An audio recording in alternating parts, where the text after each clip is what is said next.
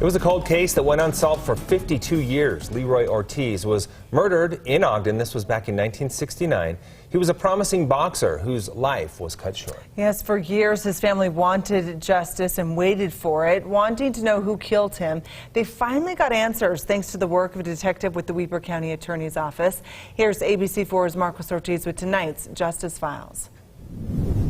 We first told you about this Ogden cold case murder being solved last year. What we didn't know at the time was the detective who made this happen. He's now being honored for solving this 52-year-old murder. We got our answers, but I never gave up hope.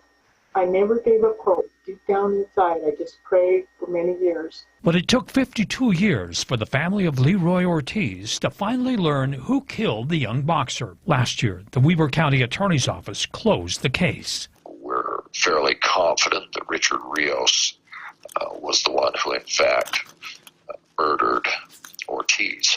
There was apparently some bad blood between the two. Whether that was sufficient motive, whether there were other things, I don't know. In 1969, Ortiz was a Golden Gloves boxer when he suddenly vanished. 3 weeks later, his body was found in the river. Possible suspects included Richard Rios Jr. were questioned, but there was not enough evidence to make an arrest. 3 years ago, the Cold Case Coalition, along with the Ortiz family, met with Detective Steve Haney to reopen the case. This was a golden opportunity for me to be able to start, reopen my brother's case and resolve it and find some healing.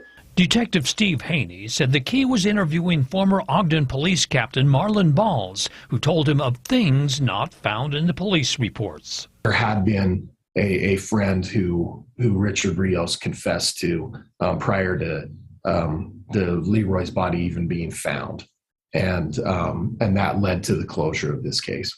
The Cold Case Coalition bestows upon Stephen M. Haney, detective, this title of Investigator of the Year.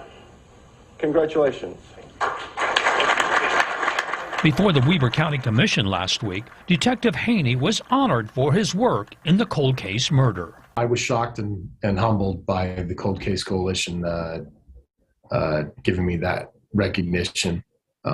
It's quite an honor to be able to finish that case and give closure to that family. It sure was a highlight in my life and my career. The killer was Richard Rios Jr. He passed away in the 1990s. For the Justice Files, Marcos Ortiz, ABC4 News.